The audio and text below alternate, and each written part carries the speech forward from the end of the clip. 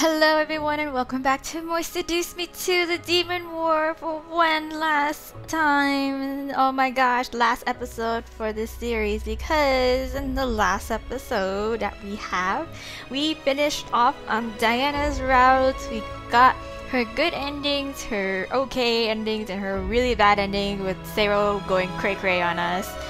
So yeah, and that means we basically finished off all the people that we can romance, all of their routes. And yeah, so now we're back here, as I promised you guys, to do all the miscellaneous stuff and to get the remaining achievements and to do basically complete 100% of the game, or at least try to. So yeah, let's see. So starting off, I feel like I feel like I want to do some of the choices that was in like the general section area, where it's like mainly it kind of occurs, like the choice occurs throughout all the guys' routes. So what I'm talking about basically is that one choice, the one where when Diana asked us if we should, or everyone was like kind of like looking towards us to see what kind of decision we'd make in terms of how to corner the Demon Lord, whether or not we would put up the wall or whether we put up the trap. Maybe I think that it's a trap. I think the trap would slash wall, or to actually go to do the sacrifice. So yeah, so where was that? Where the fuck was that? I think it was here, right? I think it was here.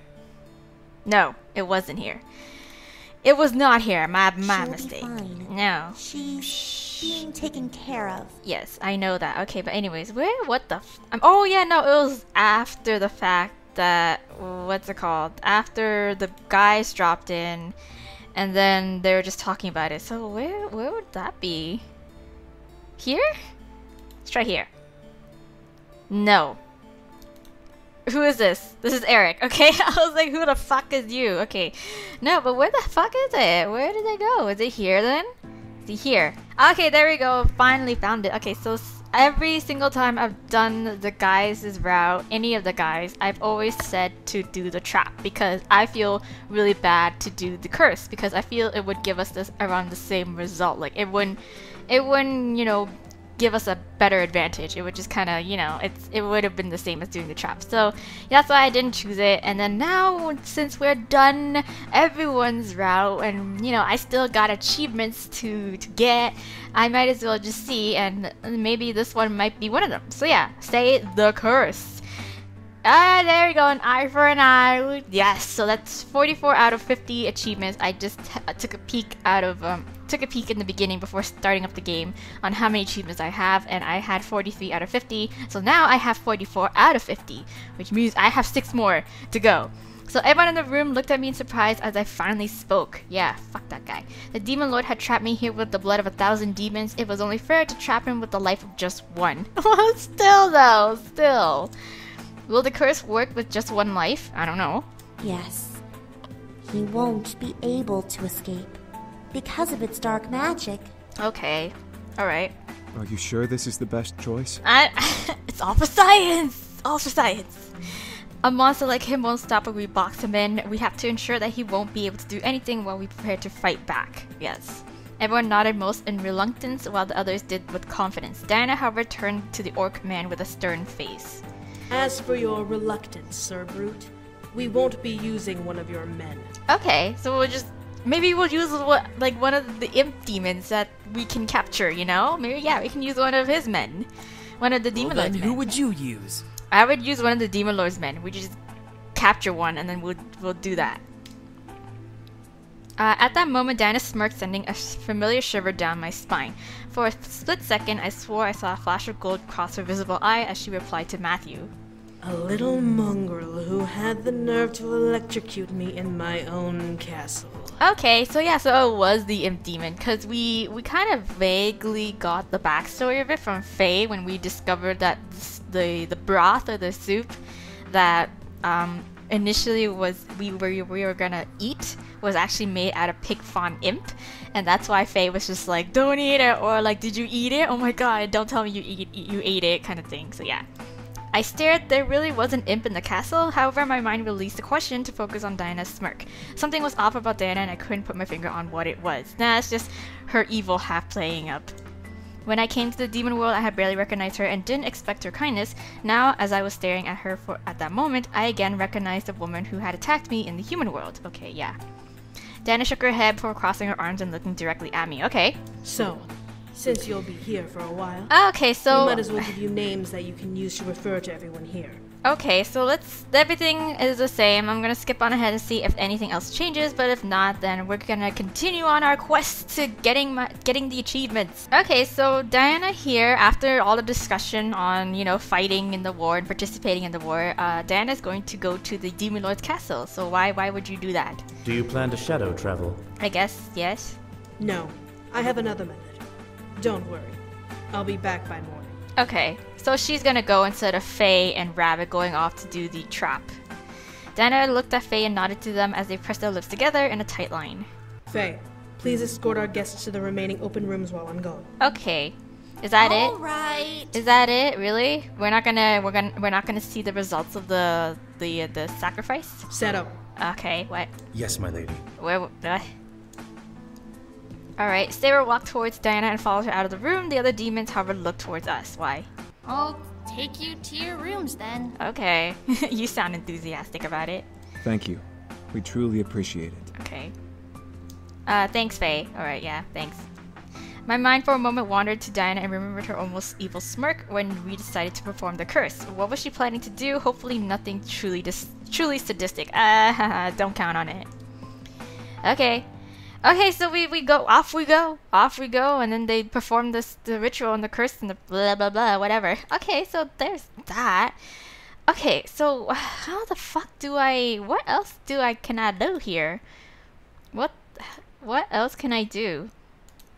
I wanted to try to get some of the CGs that I was missing a lot in the general section, and I have no idea how to go out and about doing it, but I poked around for a couple of the just discussions and concerns with the game, and like I think it has something to do with exploring the castle at that one point where we can go out of our room and like, you know, go wherever the hell. So maybe I might try doing that because I did do it in the demo route, and of course I didn't want to bother doing it here because yeah, it was just we just meet up with the rest of the other like other rebel leaders, have a little bit of chat with them, and then that was that.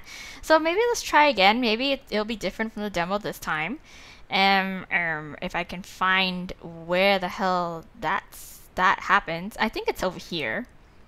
I swear it must be after this. So I'm gonna skip on ahead, and then when it gives me the option to go out and explore outside of our room, we're gonna do that. Well, that didn't give us a CG. Alright, okay, take two then. Let's go to take two. And let's just go like left. Yes, just keep going left. Alright. Okay, let's go left. I went with left. I closed the door behind me as I exited the Vic. Yeah, let's just, yep, it's all great. Yep, it's great. It's great. Yeah, okay. And yet, I want to go left again. I was heading left anyway, might as well take another left. I turned left once more and headed down the hall, greeted by a more fantastical decor. The sound of heated battle caught my attention. I quickly rushed over to see a door barely open a crack, and behind it echoed the sound of clashing swords. Oh yeah, that's the part where Diana was sparring with Sarah and then they started making out, right? Oh my god, I totally forgot. Anyways, yeah, okay, so that's one of the CGs. I still have no fucking clue how to get the other ones. Okay, how the fuck? Oh right, oh my god, I totally forgot, like, what's it called? This one choice that I could make, but I didn't, not yet, because it was when we had to pick a trainer, and then we could either choose to have Diana train us or to not have a trainer at all. Was the ones that I haven't gone through yet. God damn, I just realized. Okay, see, I like trainer. What would the others treat me? I don't need. Okay, I think if we choose this option, asking Diana about the other trainers, she'll. Oh wait, no.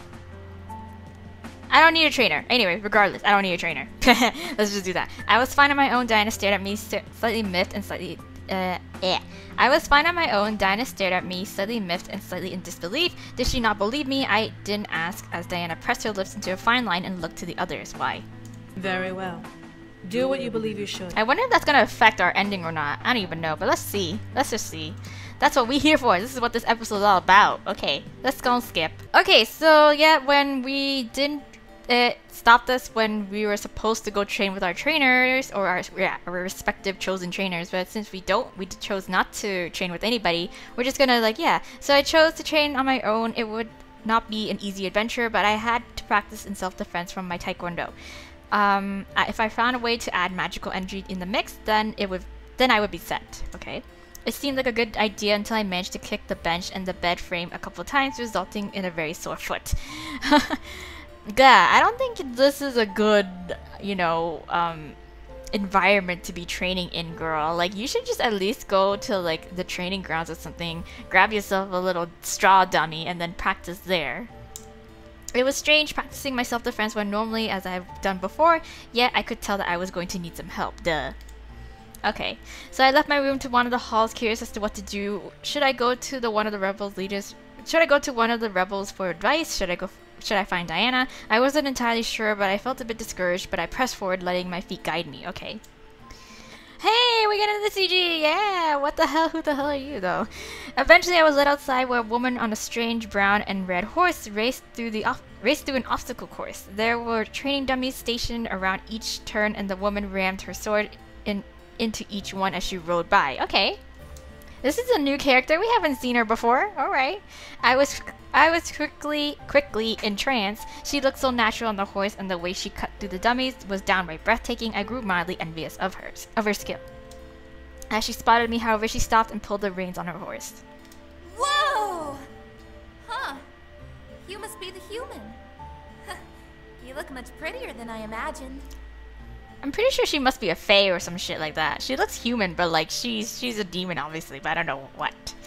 The woman quickly jumped down from her horse and walked over to me, smiling a kind smile my way as she approached. Okay. Okay. Hi, I didn't mean to disturb you from your training or anything. Yeah, right. Who are you? I didn't want to stop her or distract her, but the woman waved her hand dismissively with a laugh. It's alright. I needed a break anyway. I'm Mirth, friend. How can I help you? Mirth. Aw, that's kind of a cute name. Like, fantasy setting. Mirth. I stared at her, surprised to see her being so cordial to me. Then again, I was a guest of the castle, and apparently gossip spread around that a human was staying for the duration of the war. It should not have been a surprise to see such manners. Okay. Still, I shook my head and smiled. It's nothing, truly. I just wanted to come out and explore, that's all. Explore? How strange. Do humans often wander around on their own? I figured the rebel queen would have a bodyguard watch over you. Nah, she knows I can handle myself. I shrugged a bit. It really wasn't a human thing. It was more of a Hannah thing. I had always naturally been curious, and the world I was in was full of new things to learn. I find it a good way to break away from day-to-day routine and take in the sights, let your mind wander, Yeah, no? Now I'm saying? Mirth stared, nodding a bit, despite me seeing a slight distance in her eyes. She was a demon after all, so the human mind was a little different too different when it came to what we did and why. Okay, yeah. She don't get us. I smiled and looked around, seeing the strange purple sky above us and taking in the smell of the air. It really is nice out here, though. I almost wonder why I decided to train alone. Huh? You're training alone? Why? Because I'm a strong, independent woman who need no side dishes.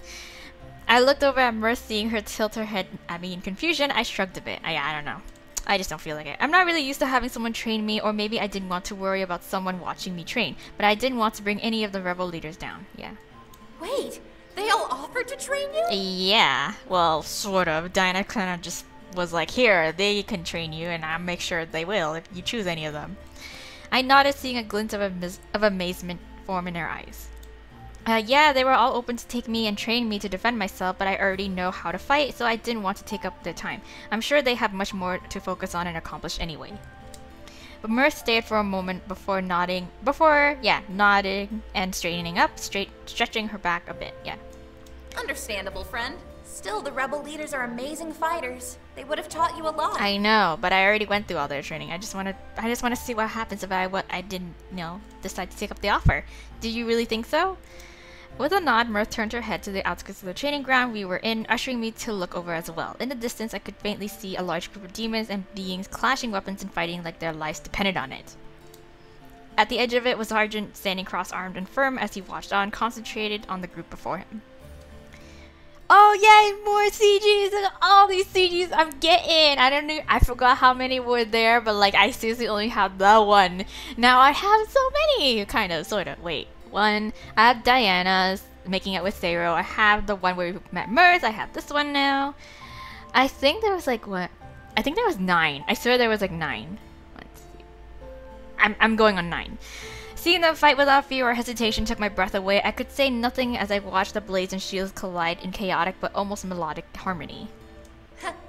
Those are the best of the best here in the rebellion. Oh, yeah?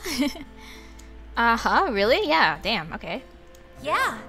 All of those fighters rose up in the ranks and are now lower generals and captains, brought up to lead and train the rest of the army with the same tough love the commander gives them. Damn, okay, cool. That's cool. That's dope. I looked over to see Mirth smiling fondly at the sight of the sparring. It made me a bit curious. Are you ranked in any way? What about you, Mirth? What are you in the rebellion? Mirth finally broke away from the fight to look at me in surprise before giggling a bit.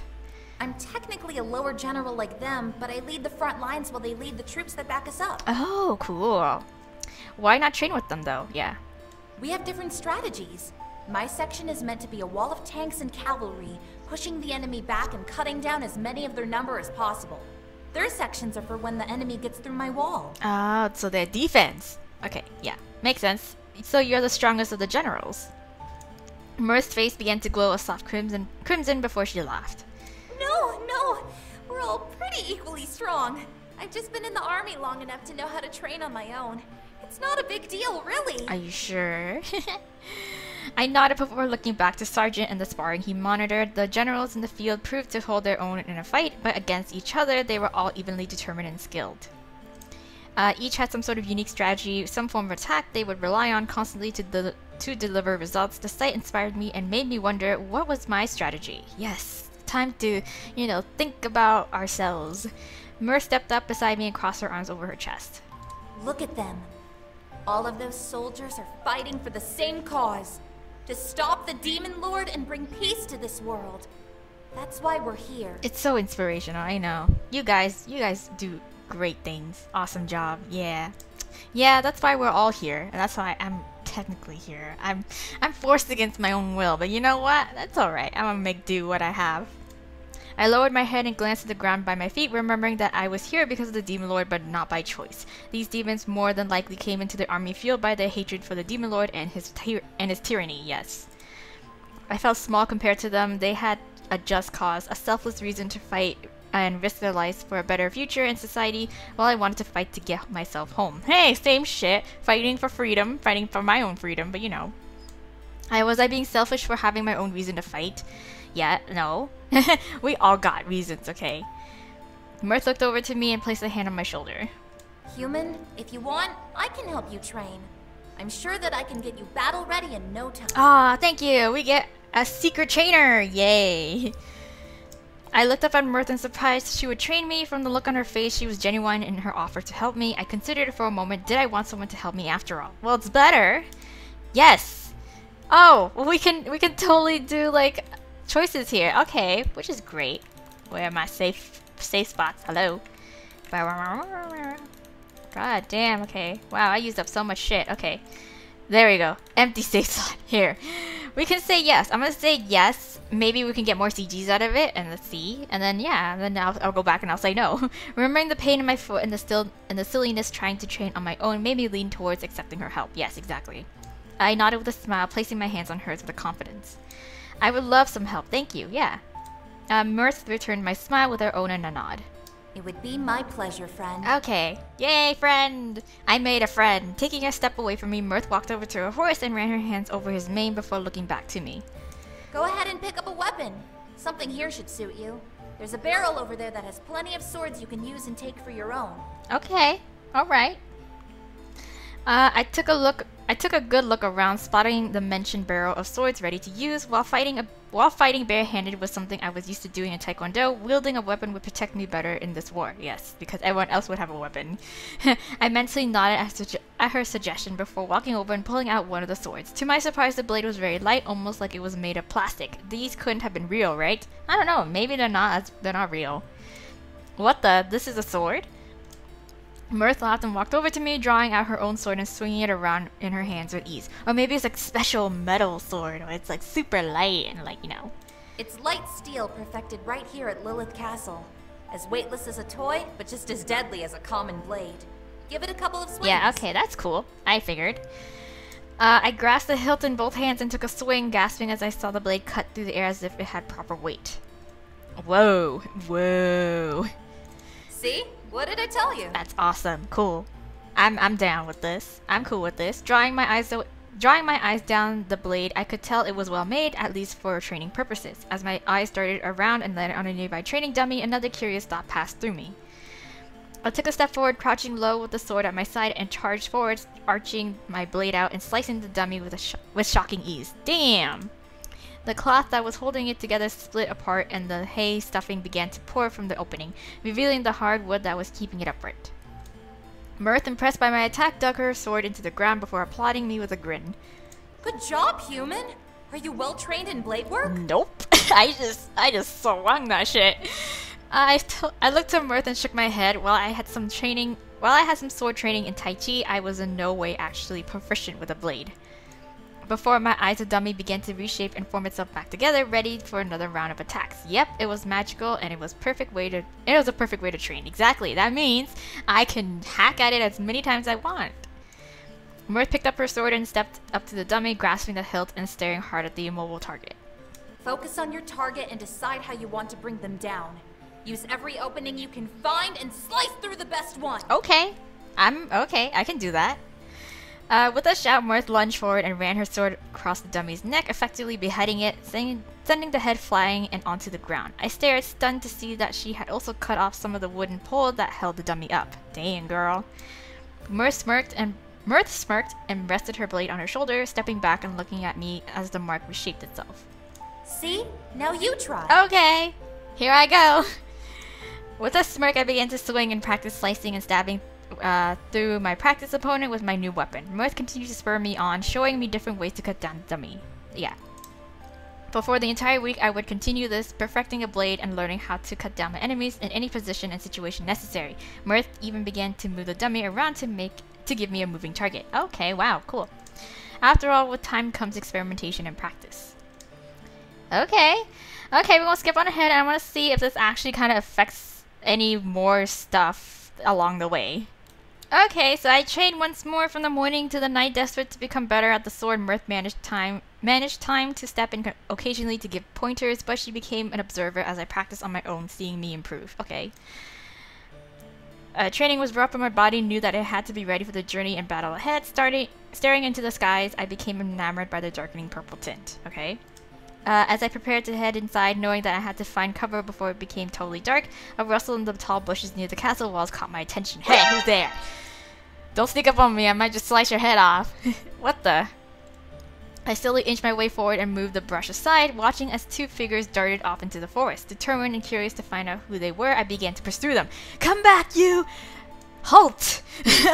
Halt! Sneaking through the trees was no easy task, but I managed to keep my distance and keep the shadowy figures in my sight before seeing them stopped by a collection of trees, with one leaning up against one of the tree trunks and the other curled over their legs, gasping for air.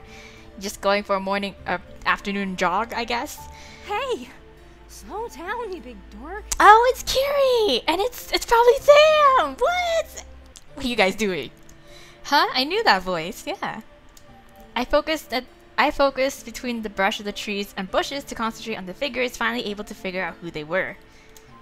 Hey, this is like the first time we actually get to like see them, like, you know, outside, kind of within the weeks of up to the Demon Lord fight. Leading by that set of trees was Sam and Carrie, with him smirking at his wife, who was panting for air. Oh, what's wrong? Too fast for you? Okay. Noticing the obvious innuendo, Carrie pressed her lips together, unable to stop the giggles from making her body shake from holding them in. Mm-hmm. Too fast. Seems to be a problem of yours. Oh yeah.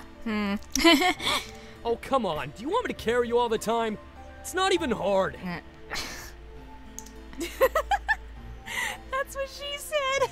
Oh man. Ugh, that's not... I didn't...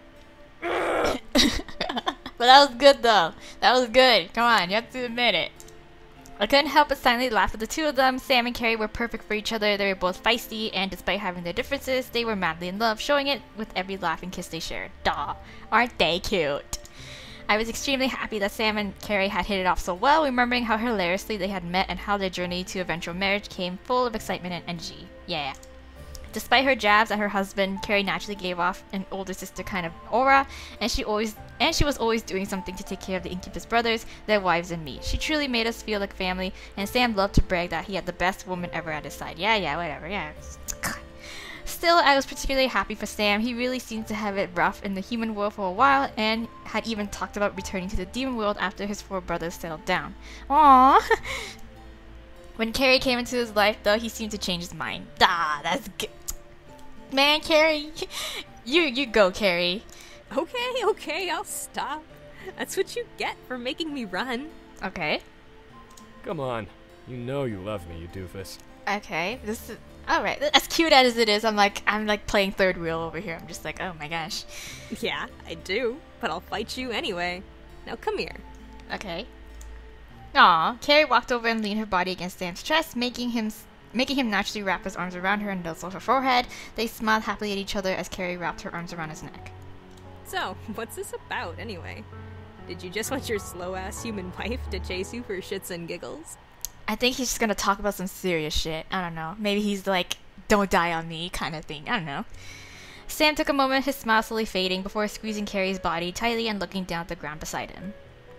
Well, I wanted to, I wanted to tell you that I love you. I don't know. I became worried. What was wrong with Sam? He laughed in silence as he stared at the ground, brow furrowed as he struggled to find what he wanted to say. Carrie's head tilted to the side as she looked up at him, her earlier mirthful humor gone from her expression. Hey. Yeah, what's up? What's with the long face? Why so serious? I watched as one of her hands rose to the back of his head, softly stroking his hair. It's just me, Sam. You can tell me. Yeah. Why so serious? So with a sigh, Sam finally returned his gaze to Carrie, eyes almost pleading. Carrie. Marry me. Were they not married before? What? She stared at him in confusion, lips parting to say something before she froze. Her expression slowly morphed into shock as she realized what he meant. I remained confused, not sure at all what he was talking about. They were already married, right? Oh, I think he's gonna do the demon marriage, yes. Like he had done to us. Okay. Sam, are you serious? Yeah, totes. Sam nodded, his nervousness obvious from his worried expression. He took one of Carrie's hand from around his neck and kissed over her wedding ring before closing his eyes and inhaling deeply. I always thought I'd come back to the abyssal planes, you know? I never felt like I belonged in the human world like my brothers. So I figured I'd eventually come back. Maybe kick my old man's ass while I was at it, but... Well, you are doing it, actually. Sam looked down at Carrie and cupped her cheek, the white streak in her hair catching the fading evening light and flashing silver as he brushed it behind her ear. I could see a faint blush spread across her cheeks as she stared up at him, listening intently. Okay. After I met you, I stopped caring about the demon world, or coming back someday. All I care about is you. And I don't think I could even be happy here anymore if you're not by my side. Uh-huh, okay. So I want to take one last thing away from this world before I leave it behind. I want to marry you like the demon I am before I say fucking and ditch this plane for good. Huh? Up for it? Sure, why not? Fuck it. Fuck it. Almost as if on cue, the wind softly began to pick up and the leaves rustled around them, flower petals dancing along the sudden breeze. Carrie's eyes began to water as she nuzzled Sam's hand with a smile. You dork, making me worry. Of course I'll bind my soul to you, Sam. Yeah. Duh. I stared wide-eyed. Bind your soul to him? Was that how demon marriage worked? Yes, it is, and you would know if you did the same, right? But you're not, because you're married to Eric, right? Well, engaged. sorry, because, you know, your marriage didn't happen before you got sucked into the abyssal plane and this shit happened. So yeah, not technically married yet, but still. It seems so as Sam grinned from ear to ear, tears filling his own eyes as he embraced Carrie tightly to him and buried his head in her shoulder. Yeah, and buried his head in her shoulder. Carrie laughed, finally crying as she hugged him. Aw, you two are so emotional. Hey, we get to see you! Yes! Finding our souls. Does that mean that next time we're reborn, we can have a better first date than Denny's? Yes, yes. I'm like more excited for like my CGs rather than like this whole moment right now. But this is sweet. This is nice. I don't understand why we were so hesitant on it when we were doing Sam's round. He asked us the same question. Don't look at me, doofus. That was all your idea anyway. Like, why couldn't we be like Carrie? Why couldn't we be like, yeah, sure, 100%? I know. I'm just making a mental note here. How are we gonna find everything for the ritual? God, where are we even gonna do it? That is true, yeah. Sam laughed and pulled away, kissing Carrie's forehead before staring down at her. Don't worry, I got it. Diana said she had a private garden or something where we can do the ritual. She's gonna get us what we need too, so we don't have to worry about it. See, Diana's always, like, she's always got your back. Like, even though she's like, she's gonna give you shit for it, she's gonna be like, oh my god, you're so fucking annoying and shit like that. It's like, oh, I'm so irritated, you're so troublesome. And she's gonna do it anyways. Carrie smiled and lightly poked Sam's forehead. I seem to recall you having nothing but nasty things to say about that crazy bitch before. Is she finally growing on you? Come on, she's done so much for you guys. You have to love her. Oh, for fuck's sake, just shut up and come here already. Okay. Sam grinned before leaning in and kissing Carrie hard, wrapping a hand behind her head to pull her in towards his lips. Carrie inhaled sharply before relaxing into the kiss, pressing upward onto her toes to reach. Sam's arms around her waist pulled her against him until her feet left the ground as she kicked her feet up in joy, ankles crossed as she clung to him. I was insanely happy for them. They looked like a newly engaged couple again, nearly glowing in the incoming night. Whatever they were going to do to bind their souls, I hoped it worked for them. I know. All the best. I quickly turned and left, not wanting to disturb their time together, and marched back inside the castle towards my room. Okay! I didn't look forward to walking back to my room after training. It was easily the hardest part of my day. However, I found it comforting to take my time exploring the castle on my way back. Oh! More CGs! More CGs! More CGs! More CGs! What I didn't expect was to hear a surprised shout echo through the stone walls. What? You nerd. Oh my god! We're gonna get more CGs! More CGs! I froze in my tracks, recognizing the voice and deciding to quietly tiptoe towards the door of the room it came from. I peeked in to see the interior of the library, and my gaze zeroed in on Iridessa, who was seated in a chair, covering her face with a book, while James leaned over the top of the chair, smirking down at her. Ah, we're getting in on all the cute couple moments. Yay! This is so cute. It was like watching a game of cat and mouse when they teased one another. Iridessa looked up at her husband from behind her book with a giggle, and James watched her like a curious hunter. I'm sorry. Am I intruding on your reading? Yes, you are. No, you're being a big nerd, and you know it. Peeking over my shoulder and scaring me like that? How rude. With a small chuckle, James moved from behind the chair and leaned in closer to Iridessa, laying a soft peck on her cheek. She tried to bite back her smile to no avail, instead hiding it behind her book, amusement clear in her eyes. I apologize. I won't do it again. Aw, aren't they cute? You liar. You definitely will. Okay. Iridessa dropped the book in her lap with a pout before shooting James a mock glare as he continued to simply smile at her as if he had done absolutely nothing wrong. She couldn't keep the expression up, however, letting out an amused huff of breath as a grin tugged at her lips. I'll make it up to you. I'll serve you a plate of crepes in the morning. Can I have some too? I heard you make really bomb crepes, so like I want in on this. Will you feed it to me as well? Oh, that's so cheesy. My god. If that is what you wish. Well, I don't need it, but I won't say no. I know, right? Like, I'm all for food. The dynamic between them always danced between a mature king and queen like couple to Iridessa being insanely hard to get and James giving a playful bait and switch chase. It was amusing to catch glimpses of their intimacy. I'm getting in on all the fluffy moments on other people, like other couples. Even when we had first met, the relationship between Iridessa and James always seemed to fluctuate on who was truly in charge. Iridessa let out a sigh, sitting up straight in her chair as James walked over to the fireplace and stared into the flames. Her countenance wavered as she watched him, features shifting into something more hesitant, almost nervous, a stark contrast to her earlier mirth. We're just talking about mirth all the time, and it's funny because we actually met the person named Mirth in this game, and now it's like all about, you know, mirth here, mirth there, but it's just the emotion mirth now.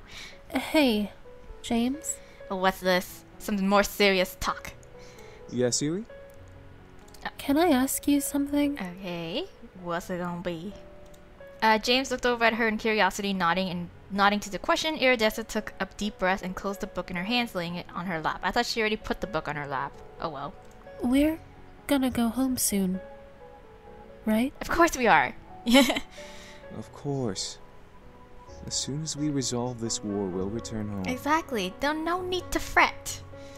Something was wrong. I could feel it just by looking at Iridessa, and I knew James did as well. She had something on her mind, but what would she say it out loud? She's gonna be like, but what if we die? What if it doesn't work out like the way we want it to?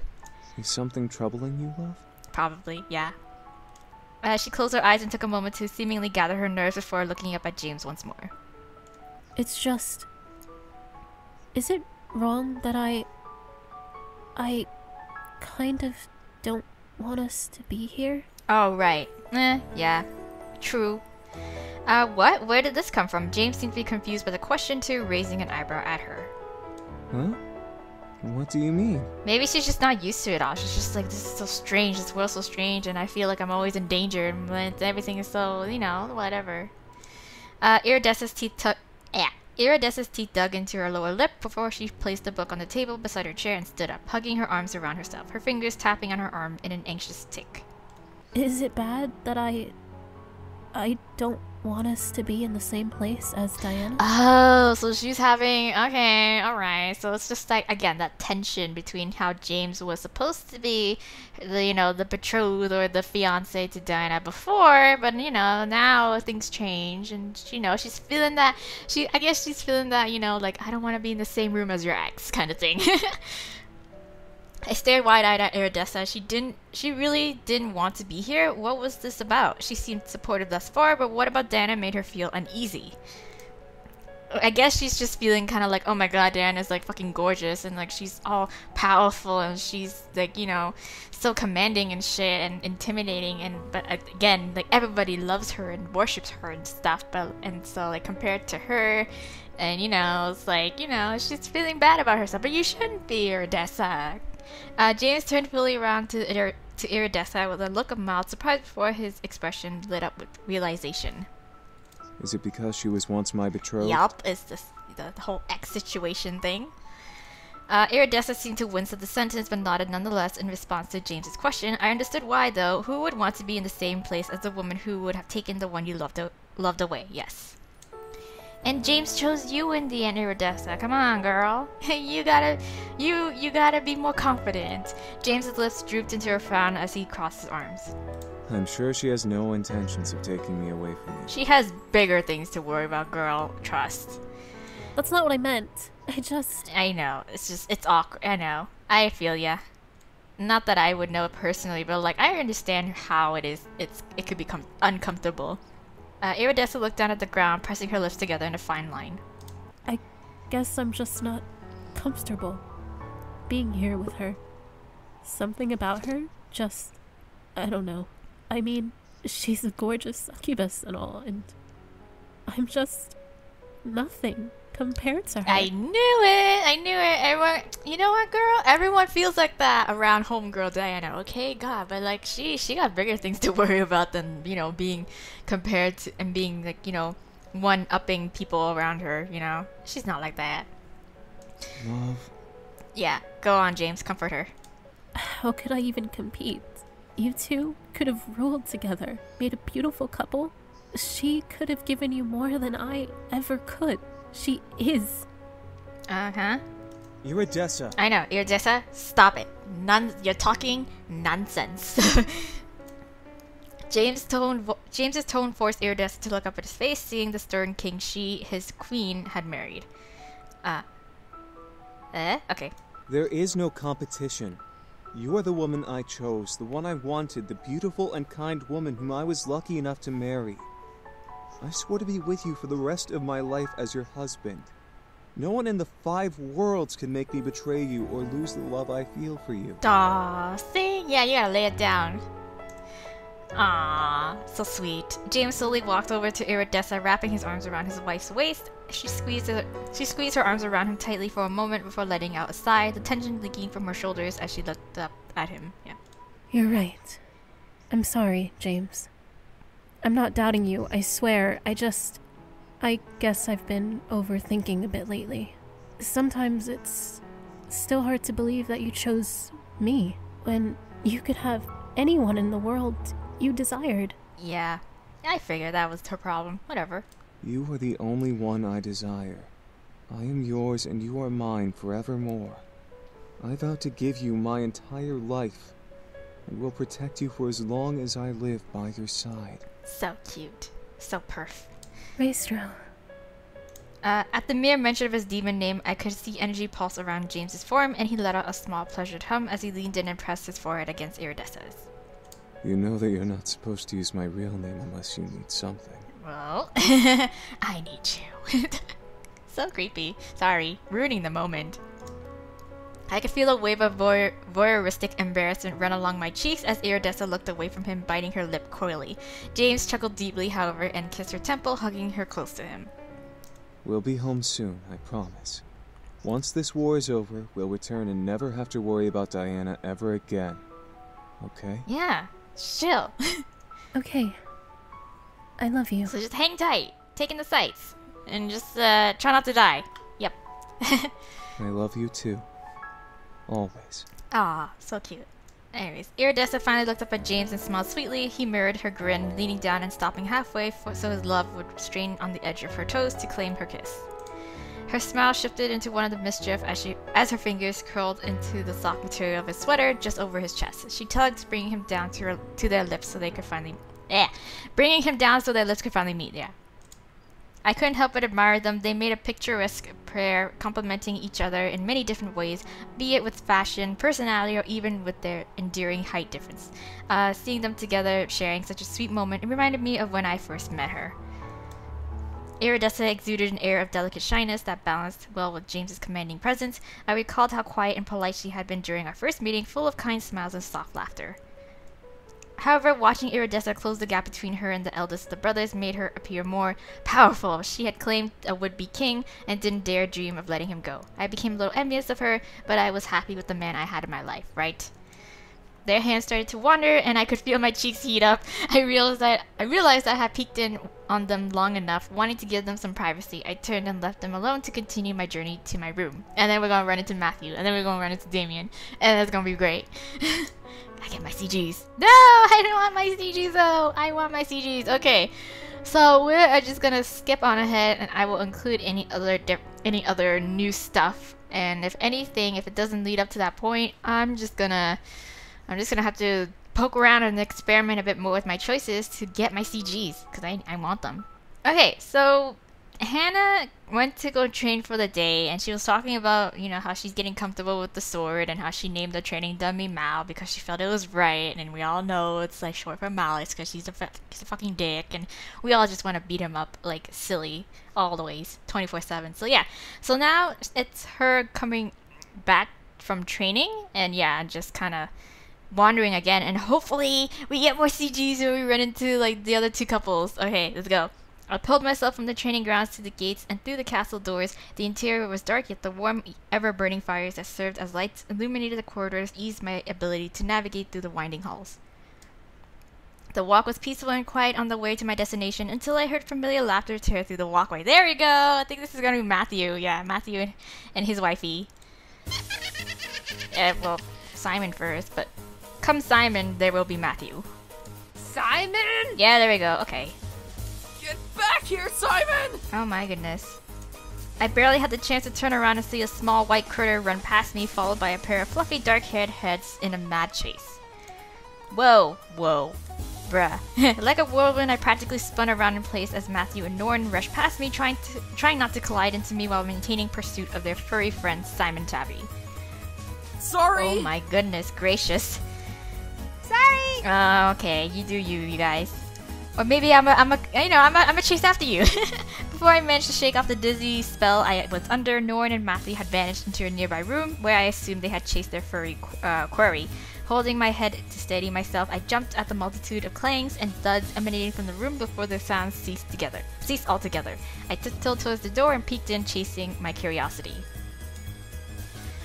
Alright, you guys, did you catch him? Inside, Matthew and Norn surrounded the fluff ball Simon on the war room table, gripping onto each side of the table and glaring hard at their target. They looked as if they were generals, and how they stared down at the critter that pawed at nations beneath its feet.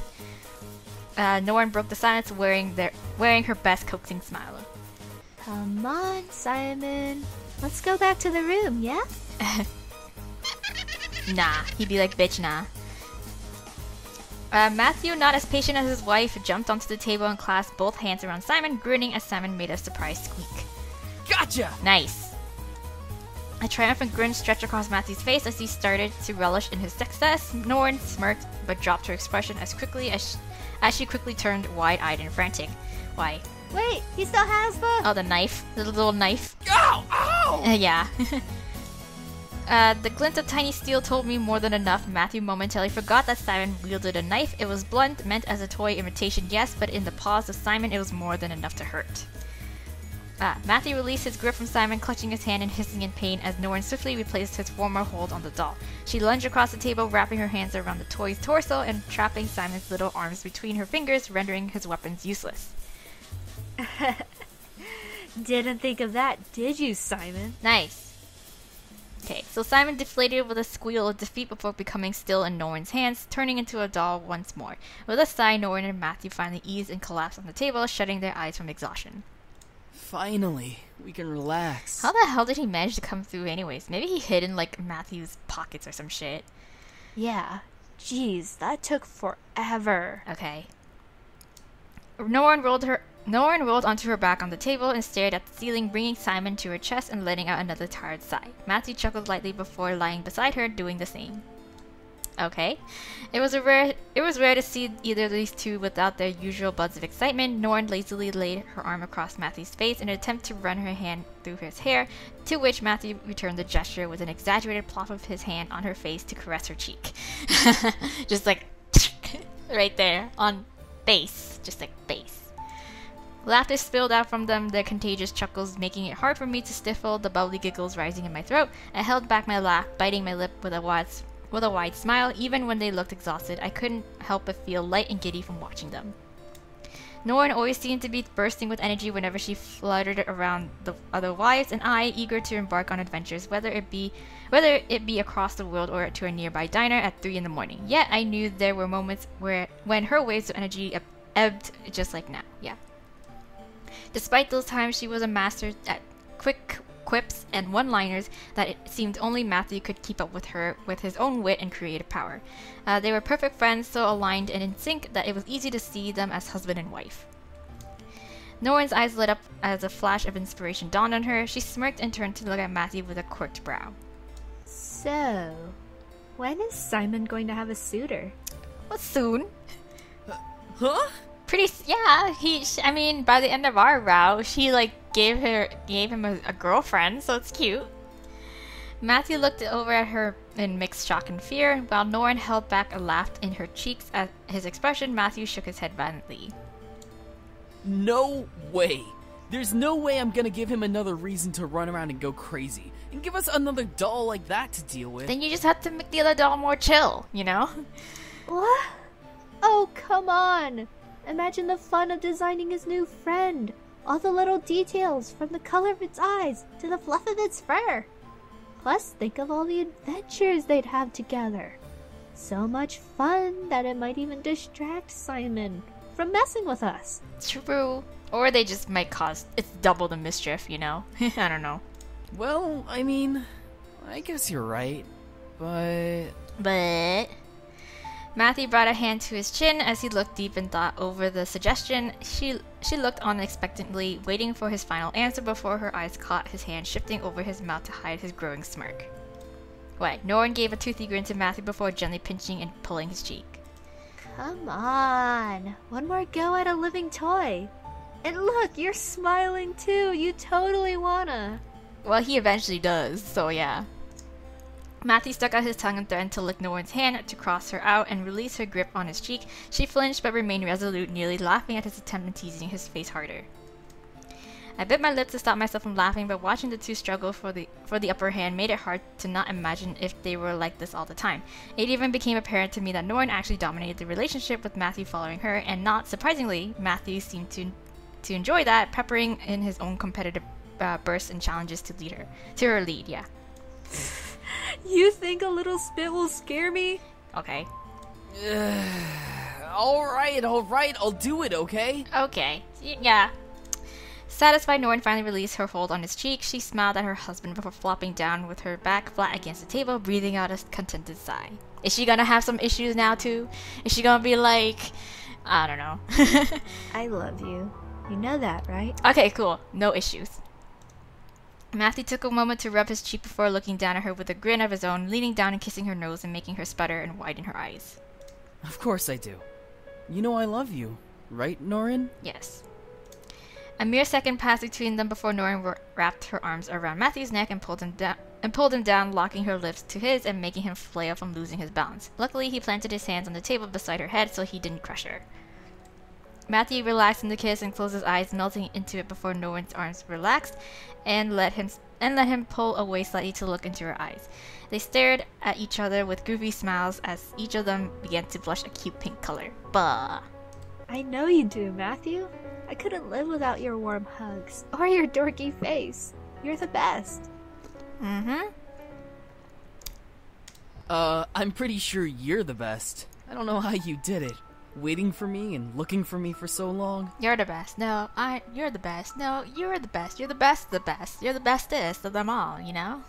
The first 6 times were hard, yeah, but I'd definitely spend another 9 searching for you. What do you mean? What's the searching? What happened? I wanna know. What's this? My heart ached as well, nostalgic for the sorely missed normal that we had in the human world, but smiled at the sight of them curled up in one another's jackets. I only heard bits and pieces from them, but from what I pieced together, I could tell that their first meeting wasn't as Matthew and Norrin. What? They waited so long to meet one another, and now that they're together, I hardly saw them more than an arm's length apart. Both of them were adorable together, and I could tell that life was going to be full of adventures for them, regardless of who truly was in the lead and where their energy took them. So you mean to say that maybe... what? Were they like... missed star-crossed lovers in their past lives and they finally got together? What? They relished in the sweetness before Norrin's eyes became half-lidded and her smile turned wicked. So, there's no one around and I don't feel like heading back just yet. On the war room table. Be sure not to let Diana know or else. Right here? But Simon's here. He could be watching. What? Norrin don't give a shit. Like he hasn't intentionally walked in on us before and threw glitter all over your back. That's so funny. He's like, yeah, congratulations on the sex. It's just glitter everywhere. Okay. But can we, like, turn him around or put him in a drawer? Yeah, sure. Are you getting shy on me? Oh. When Norrin smiled, ready to one-up her love, but Matthew's eyes darkened as a competitive fire burned inside him. His mouth twitched into a sly smirk. Oh, don't think I'm gonna be the shy one tonight. I never back down from a challenge. Yes, a challenge is conquering this war room table. I gasped, feeling my ears burn from a secondhand embarrassment and fighting my urge to walk in and prevent them from ruining the war room any more than they have with their shenanigans. Norrin perked up at my surprised sound, glancing over the door where I stood, and shot me a mischievous smile with a finger to her lips. I finally turned and left, needing to continue my own journey to my room and clear any intention of returning to that room again.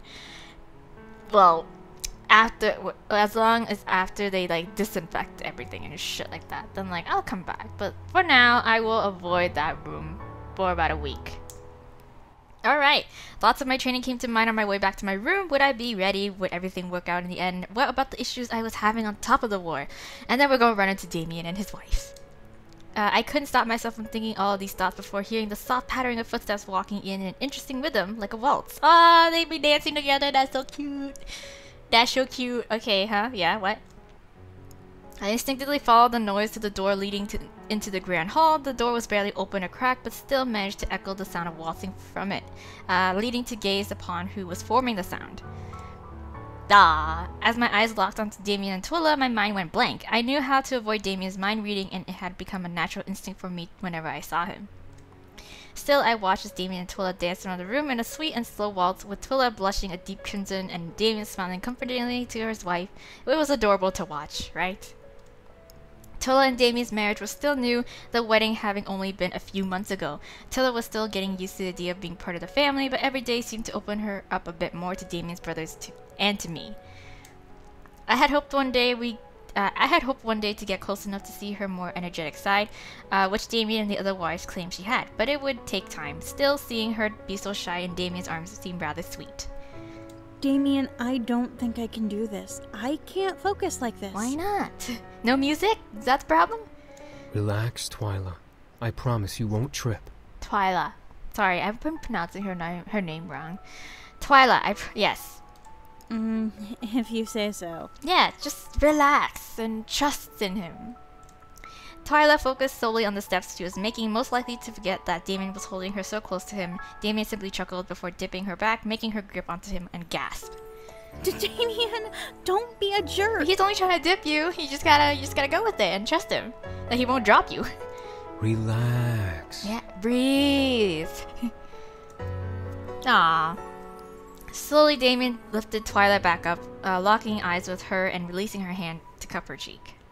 You've been nervous this whole time we've been here. What's wrong? It's just, this is all happening so fast. Twila bit her lip and nuzzled Damien's hand, closing her eyes. I furrowed my eyebrows. What was going on with Twila? Yeah. I can't help it, Damien. I mean, we're in the demon world, for Christ's sake. I figured, yeah. I mean, she's just, part of the family for only like a little bit over a month. But like, I'm sure she's aware that Damien is an incubus, so like, I don't know. Maybe it's a loss taken. I understand. Yeah. So I could tell Damien wasn't going to let it go. Twila looked up at him at last and cupped his hand in hers, leaning further into his palm. You can read my mind. You know what I'm going to say. But he's like, well, but I'm not gonna do that. I'm not gonna invade your privacy like that. I do. Yeah. But I'd rather hear you say it. That too. Why? Because it will make you feel better. I know it. Yeah, just say it. Just go. A single moment passed before Twila let out a small sigh and nodded. As she did, Damien led them back into a slow waltz, simple enough for Twila to follow along and keep talking. Part of me just... I don't know. It feels like it belongs here in this world. Like I belong here. Damien, I've never felt so alive before. But I know that the human world is my home. Really? Wow, she feels more at home here. Well, that's fascinating. Fascinating that you say that. Damien nodded and spun her around slightly. As he did, Twila took in a breath, physically relaxing a bit more and becoming lost in the dance Damien was leading her through. Okay. But this place also brought you so many bad memories, so I feel terrible for feeling at home here.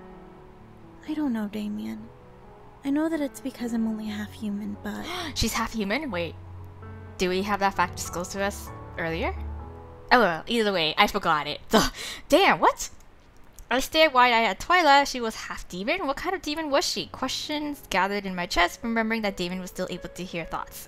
Calm yourself. Calm. Damien, however, only smiled and pulled Twila closer to him, making her gasp. No wonder that she's so kind of chill about this still. Twila, it's alright. I promise I'm okay. Are you sure? But Damien, you want to be human. I know. Yeah. And what does that have to do with anything? Damien. A lot of things, actually. I died trying to make you human once, so... Finally, Twila stopped dancing and stood still, looking up at her husband with serious eyes. Damien stared back, listening intently. You married me even though I'm technically Fae. You love me even though I'm proud of who I am. I don't want to alienate you because I find this world to be as beautiful as my mother said it would be. She's half Fae, huh? Huh. Silence passed once again between them. I felt sorry for Twilight. She seemed serious about the whole ordeal, but Damien's simple smile practically melted the tension from the air. This world is your home too. As much as I hated being here, this world was the place I was born in. Yes. It's a fact. Damien brought Twilight's hand to his lips, pressing his love on her wrist and moving to gently place a kiss on her forehead, making the blush on her face intensify at the intimate gesture. He chuckled at how he elicited such a response from his wife before nuzzling her nose to nose. But if I'm with you, then I can make brand new memories wherever we are, even here in the demon world. The past is the past. My future is with you. Yes, exactly. Yes. My heart instantly melted at the words. It was so sweet to hear Damien say that to Twilight. I could hardly contain myself. Just burst in there and be like, "That's so sweet of you, Damien!" Completely ruined the mood. Twilight stared up at Damien, flattered and in awe. I couldn't help but smile at the sight. Damien really did love her, and she indeed loved him enough to care about his feelings. I love you, Damien. Nah. I love you too. So sweet. Okay. What surprised me was Twilight gently leaning up and brushing her lips against Damien's, catching him off guard as well before he pressed back and kissed her lovingly. I nearly squealed at the sight of how cute they were. Yes, just squeal at all your OTPs, Hannah. God. Damien wrapped his arms around her waist as she tangled her own around his neck, leaning back in the dance embrace they were in and becoming absorbed within each other. I took that moment to quickly sneak away, hoping that Damien wouldn't catch me peeping. Bye. I was never here. Okay, there we go. I think I got all the CGs for that. Like, I swear to God, I have to have gotten all those CGs. Should I take a peek? I swear to God, that has to be it. That has to be it. I'm gonna save it just in case, or maybe not. Maybe not. I have no more.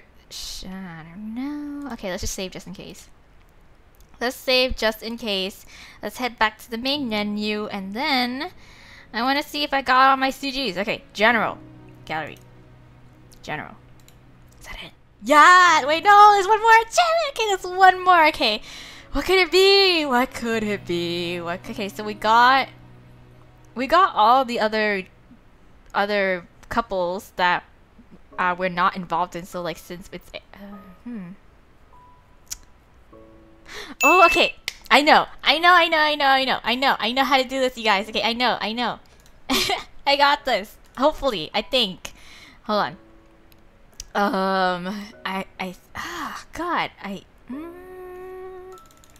Can I do this? Because I know for a fact. Okay, this is how we're gonna do it. So since we got all the other like extra CGs, the general one, it involves all of the other couples that we're not involved in. So Eric has to be the last one with his wife if we're not in a relationship with him. So that means we have to be in a relationship with somebody else. That the problem is that I probably did not save up until that point because we all know that yes, we have to not choose a trainer and just go on about our own training our own way and then kind of stumble across them as we're heading back. So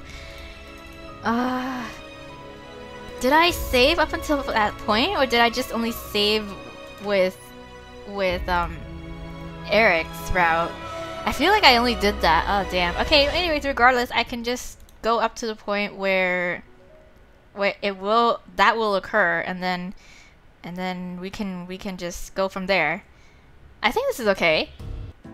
Yes. Okay. Cool. So we're currently in James's route right now. We're in a relationship with James. So that means we can totally stumble across Eric and his wife if we choose to, you know, say that we don't need a trainer. So let's do that.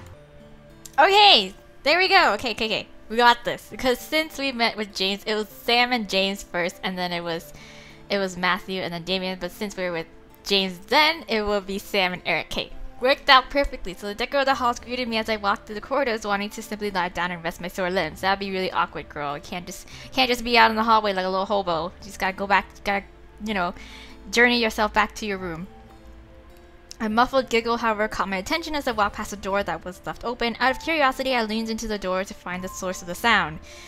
Hey, aww, wow, this is so pretty. pretty. Look at the colors. Oh my gosh. Irene. Yeah, her name is Irene.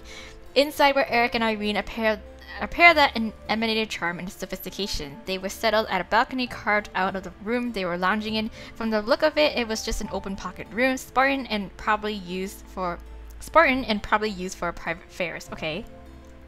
Eric and Irene stood by the railing of the balcony, staring out into the sky and smiling at the clear air. Yes. I won't lie. I've missed this world a bit. Yeah. Okay. That makes only one of us, my love. Yeah. He's like, yeah, I wish I had better memories here, but I don't. Oh, come now. You cannot tell me that you don't miss being here. No, don't agree with you there. Irene turned and leaned back against the railing, giving Eric a smug smile. Irene had always been a mystery to me. I was convinced that she was a succubus, but she wouldn't reveal to me what she really was, which added more mystery to her flair. Exactly, yeah, what is she? She was definitely pro-demon, always dropping out of glamour whenever she was alone or with any of our group, but she respected humans enough to work her way to the top of the financial hierarchy the old-fashioned way, yes. When Eric told me about her, I could practically feel the love and devotion he had for her with each word he described her with. While I was still his princess, she was his queen in love. Yes. Okay. That's sweet of him. Eric chuckled at Irene and shook his head, still facing the sky. Yeah, can't agree with you there. Sorry, babe. This world is too full of boring or terrible memories. I would rather be back in the human world. Nothing to bother us as we enjoy the world together. Yeah. Irene let out a small laugh before sliding closer to Eric, laying her head on his shoulder and staring at the ground. Eric, there is one thing that bothers me. Oh, okay. Issues. Right. Oh? What is it, my love? Irene pressed her lips together. I could see a moment of hesitation and doubt form in her eyes before she let her feelings out into the air. Why are you so close to that girl? Your princess. I understand your closeness to your family, but she is your brother's intended. Oh, come now, Irene. Don't be like that. I'm not gonna steal your man if that's what you think, okay? We just have a bit of history together, but now he's more of like, he's my brother-in-law now. My heart lurched at the mention. Eric looked at her and took a moment before kissing her head sweetly, wrapping an arm around her stomach and hugging her to him. Didn't I tell you before? She saved my life, my brother's lives. I owe her more than any human in the human world. Right. I understand that, but something about the way you speak about her makes it seem like you love her as much as your brother does. Oh, come now. Everybody loves me. I'm just a great person in general. I stared at Irene and Eric in shock. He spoke about me in that way? Why? I was marrying his brother and he was married to her. That made no sense. But still, come on. I kind of understand where he's coming from. At Eric's laugh, I broke from my thoughts, as did Irene, gasping as he pulled her closer, leaning his forehead to hers. Is my queen becoming jealous of a human girl? Apparently so. What of it? Yes. I find it rather adorable and endearing, despite your concern being completely unjustified. Are you truly concerned about me being close to her? Come on, yeah, we ain't like that, okay? We're like brother and sister. And if I said yes? A moment of deep silence passed between them as Eric buried his gaze into Irene's eyes as she did the same to him. Despite the light tension in the air, I knew that Eric didn't see me the way he saw her. He devoted himself to her long before the moment he said I do at their wedding, and despite Eric having some charismatic tendencies, he was never one to betray the trust of someone he cared about, yes. Eric leaned in and captured Irene's lips, making her release a sweetly pleasured sigh against him and lovingly grasped his shoulders. As he slowly pulled away, he gave her a genuine smile. There is no one I love and care for more in this universe than you, my beautiful Maze-Mare. You completely have my heart, my mind, my body, and my soul. And there is no one who can take that away from you. Okay. Yeah, see? So hashtag trust. Trust in Bae. Irene stared into Eric's eyes, reading him and becoming lost within them at once. Despite her being the one who controlled the relationship, there were often times where she became the one who followed the one she loved. It's gotta be a give and take, okay, It's gotta be equal. Can't be one-sided. Irene straightened up in Eric's arms, wrapping her arms around his head, and nuzzled her nose against him. My wonderful, beautiful, radiant Maze Mare. I will be yours now, and in Purgatory when we finally rest. If you ever leave my side, I would spend an eternity looking for you. Ah, so sweet. Okay. If you ever went missing, I would scour the entire human world and demon world for you. I am yours as you are mine, Uzaris. Okay, that's very sweet. The pair smiled lovingly and simply relaxed in each other's embrace. It was rather sweet to see them together. Even as they shared vows in the human world, I could tell their love truly went beyond just their wedding wings. Okay, yeah. Eric smirked a bit before leaning his head beside her face, whispering a very quiet note into her ear. A rough pink blush ran across her cheeks, causing her to smack his shoulder. Hey, no, we ain't gonna do it out here in the balcony, no. You absolute tease. I swear you say these things just to make me blush. I won't fall for it. I don't tease. I make promises. Shut up. Go away. You get back inside. Another smack on the shoulder made Eric lighten his embrace a bit as he laughed while Irene pressed her lips together in a fake attempt to be angry at him. If I knew anything about Irene, it was that she truly loved Eric from the bottom of her heart. Yeah. I decided to leave them be and continued heading towards my room. Yes, okay, that has to give me all my CGs, my general CGs now. Okay, we're gonna both go back, and I better see all of them, or else I'm gonna be mad. Wait, what did I do? That was very stupid of me. Anyways, there we go. Gallery, general. Ta-da! Yes, I got them all. Okay, cool. But I don't have my achievements. How to get the achievements. Okay, so I found a thread or a discussion of people just talking about their achievements and such, and I don't want to have to exit the game to just look at what I have and what I don't have. Oh my gosh.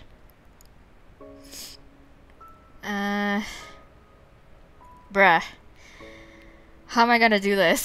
How the fuck am I gonna do this? Because apparently people are like listing achievements that they're missing, the only ones that they're missing, and half of them I already got because among them were stuff that had to do with the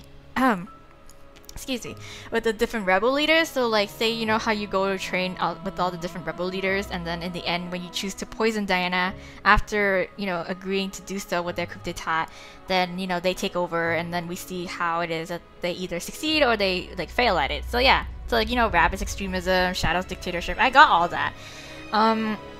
Apparently there's two of them which I haven't really seen before, which one's called Shangri-La and the other one's called Betrayal. I have no idea of what that entails.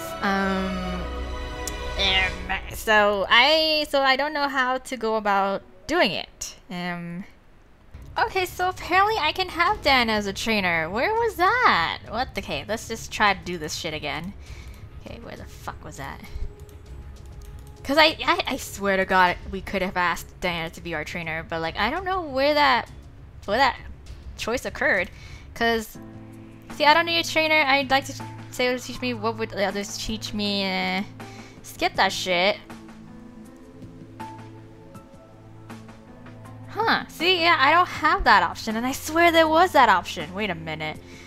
I'm so confused. I'm very confusion. A few moments later. There we go, I found it! Found it! It's right here! I had to go into a save where we were doing James's route, and so now we're gonna say, what about you?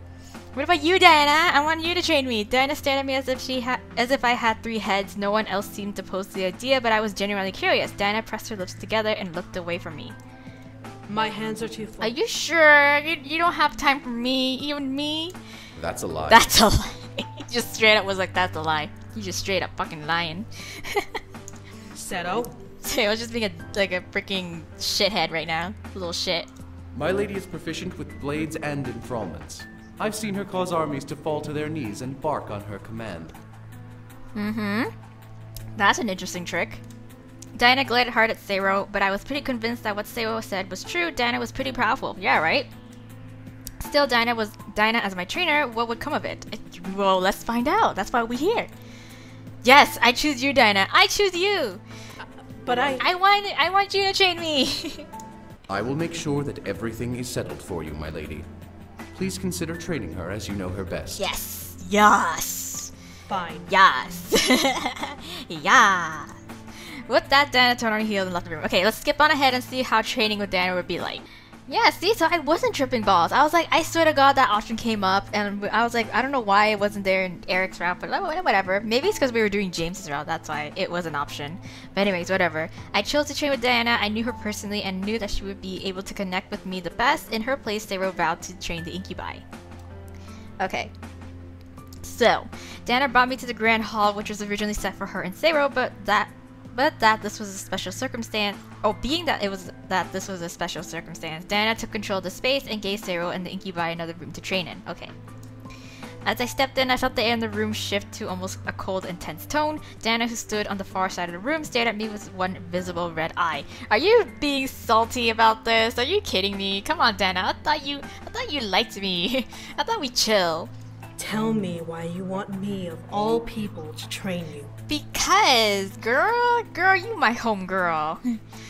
I felt a shiver run down my spine as I listened to her question. Why was she suddenly cold towards me? She wasn't using any magic to endow me or force me to answer, so I let the answer come out naturally. Oh, I don't know, because I trust you. Because I trust you.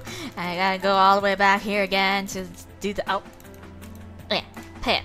There. Because I trust you. Diana stared at me, trying to find any sort of sign that I was lying or spouting a nonsense answer. When she found no such sign, she let out a sigh. I will not go easy on you. I hope you realize that. Yeah, I'm cool with that. This is why I chose you. You should? I don't mind. Yeah, I don't mind. Whatevs. Bring it. Diana shook her head before forming a small steel circlet in her hand. It was a gorgeous black color with light lavender designs running around it. I stared in awe as Diana slowly walked over, holding it out for me to take. Remember, this training is to make sure that you know how to defend yourself. This is not about you becoming a fighter. Okay, I get it. God, I know that, but what is this? Yeah, what is this? Something that you'll like, I promise. Okay, whatever you say. I took the ring from her hand and examined it as she stepped away. It was lighter than I expected, but that was probably because of its magical qualities. I swung it a couple of times through the open air, getting the feel of it. There was nothing really special about it. It looked like a bracelet. If there was a joke here, I was missing it. Is it like Chun-Li bracelet kind of thing where it's like huge and spiky and shit and like it could probably do some pretty heavy damage? It's a bracelet. Well, psh. Very good. At least your eyes. Oh, shut up, Diana. God. I glared, pursing my lips. Really? Really, Diana? You gonna be like this, Diana? Diana shook her head. Succubus magic draws from our feelings of pleasure, happiness, and overall euphoria. When focused through an object, such as a bracelet, it can become a weapon or a shield. Cool. Okay. I stared at the ring, imagining such a thing. Would it become a sword? What about a large shield? She did say that this training was meant for self-defense. Yes. Diana backed away from me, holding her arms out. Try throwing it in front of you. Focus your energy into the metal, and the circlet will absorb it. Okay, and it's gonna turn into something that we want, right? A sword or a shield, I assume. What? I tilted my head before looking to the circlet and twirling it in my hand. It was light enough, however, I had to focus my energy into it, as strange as that sounded. It was like giving energy to my fiancé. Should be easy. Should be. I mean, I stared at the circlet, seeing it glow ever so slightly as energy softly began to run through my body and into my hand. It was a very interesting sight to see, but I continued until I felt that it was enough. At last, I checked the circlet in front of me, and only to gasp at the result. In front of me formed a large ring of circlets around my body, hovering in the air like a protective circle. Ooh, okay, never mind, we don't get a choice, but whatever, this is cool too. Diana smirked and summoned her saber, rushing at me. Ah, it's probably a shield. It's gonna like react by itself. I instinctively held up my arms, but was surprised to hear the clashing of steel against steel. I looked up to see Diana's weapon completely wrapped in a chain of circlets that erupted from my barrier, trying to pull it from her hand. Ah, cool. Behold, your new weapon! Cool! Awesome! I like it! Diana released the weapon and jumped back, only to charge at me again with the bare fist. However, I watched as the circlets around me formed a chain wall between me and Diana, causing her flying punch to impact the barrier. Diana kept this up, showing me the different ways the circlet protected me and aided me. Eventually, however, the circlet fused back into one and dropped to the floor. Oh, okay. As Diana panted slightly, she pointed at it. It stores your energy and uses it as you demand. Throwing it in front of you will automatically make it a shield. Holding it in your hand and arcing it will form a whip. Okay. Ooh, cool. I want to try that. Can I try it? I picked up the circlet and stared at it, surprised to see it as such. More of my energy flowed into it, and I indeed formed a chain whip in my hand, glowing a gold and lavender color. Ooh, pretty. Wow. Yapuda. Taking a breath, Diana straightened up and summoned her saber. Come on. We have work to do. Okay, cool. Come at me. Bring it. I nodded and prepared a stance ready to attack.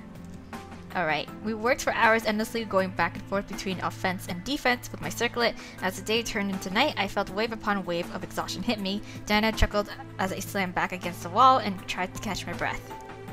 Go rest up and take a breath. Come back when you're ready. Okay. Alright, I'm gonna go for a water break.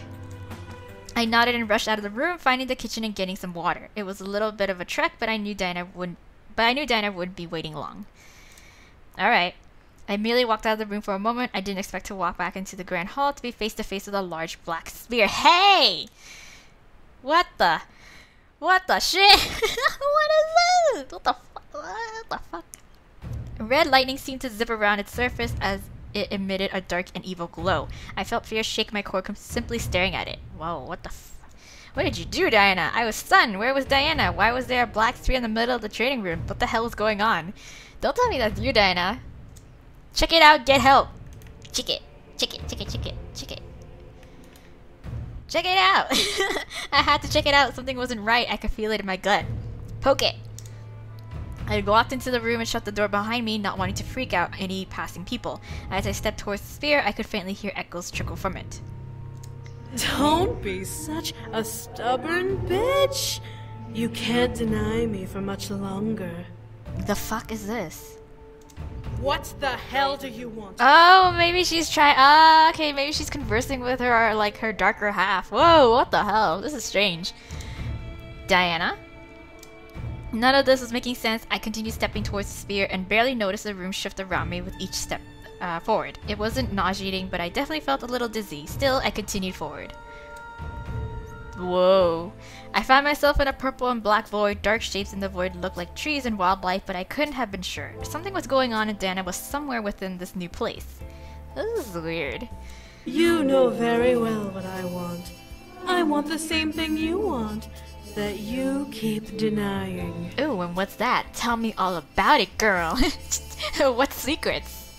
I still don't know what the hell you are talking about. Just say it. I don't know. I don't know either, so say it. I followed Diana's voice into the dark to find her standing off against herself. Yep.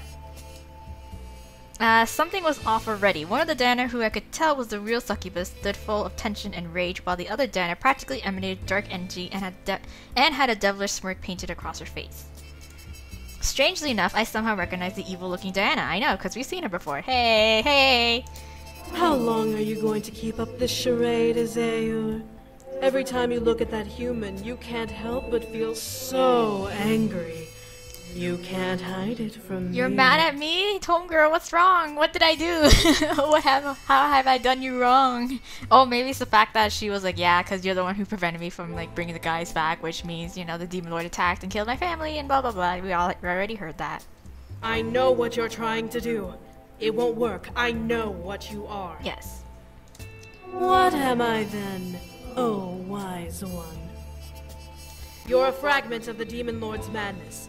You only exist to haunt me after all of these years, fighting against that bastard.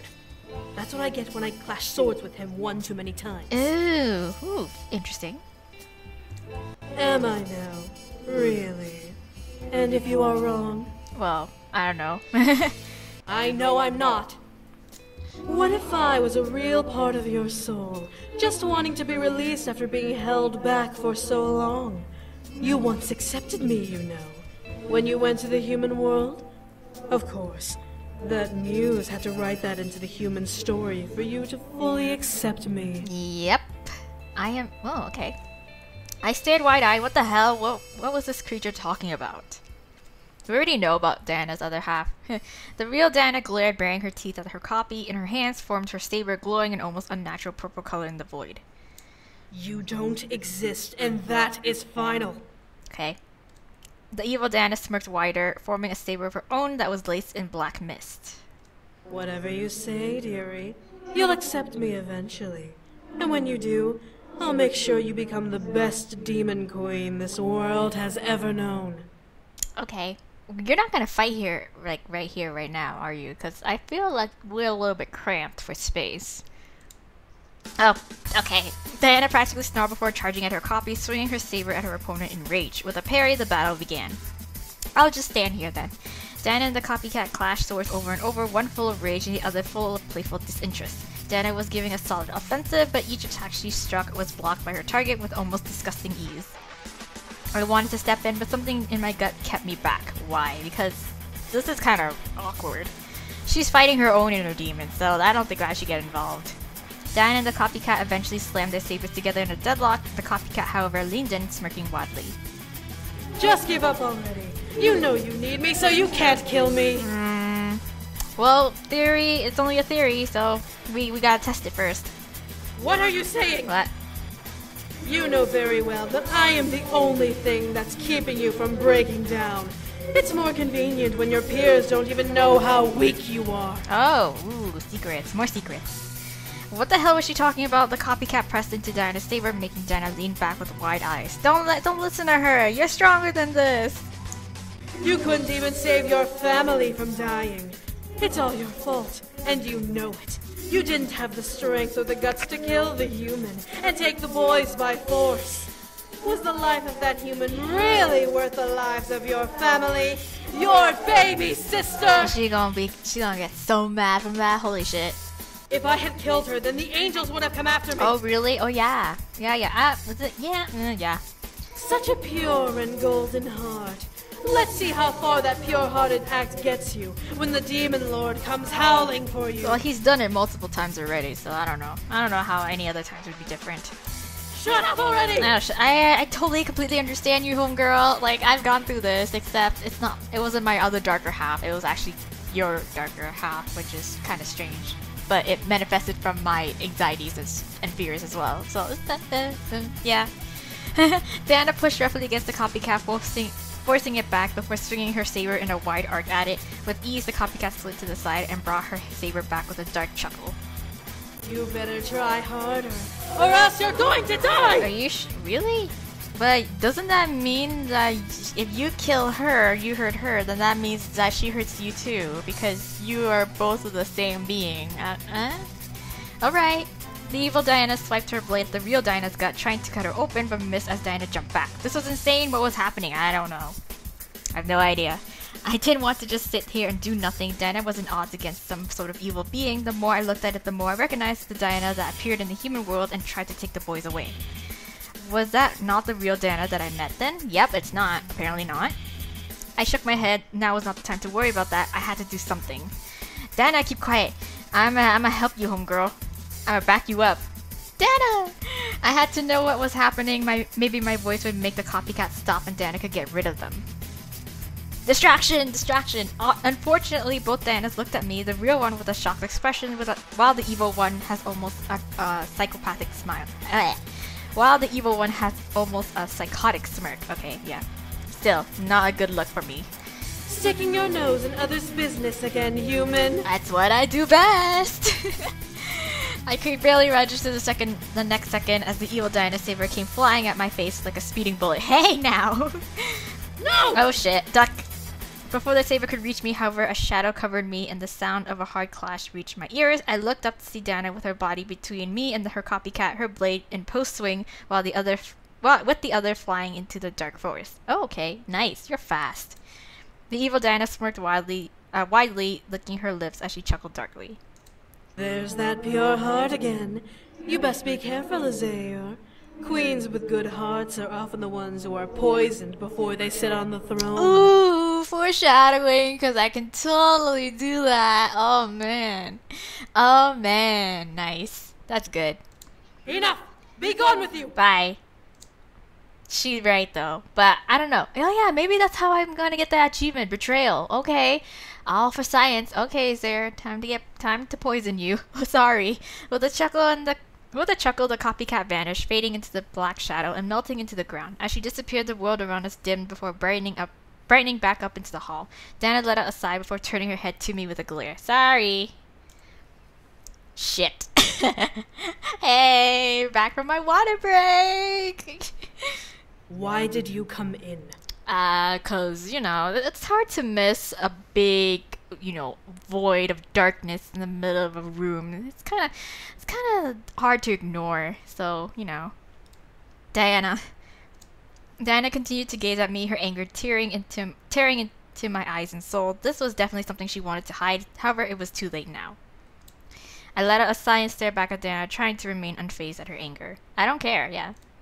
I wanted to know what was going on. I saw you in this black orb thing and needed to see if you were alright, yeah. It's none of your concern. I can handle it. I'm sure you can. I was just concerned. I was just kind of checking in on you, you know? Diana walked towards the exit of the room, making the saber in her hand vanish. Okay. We're done for the day. Okay, I figured. Okay, bye. Huh? What are you... I said we're done. Yeah, she needs time to herself after that incident. Diana made her way to the door and looked back over her shoulder at me, her eye glowing gold.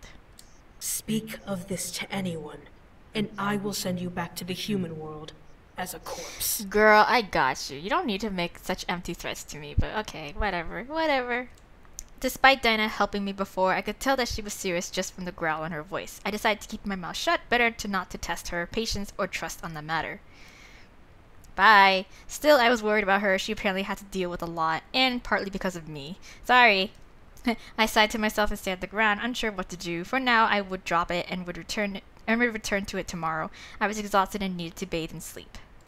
Okay. There's that. Okay, I'm gonna skip on ahead. I'm gonna see what more can be said about this whole direction of route going. Yeah. So yeah.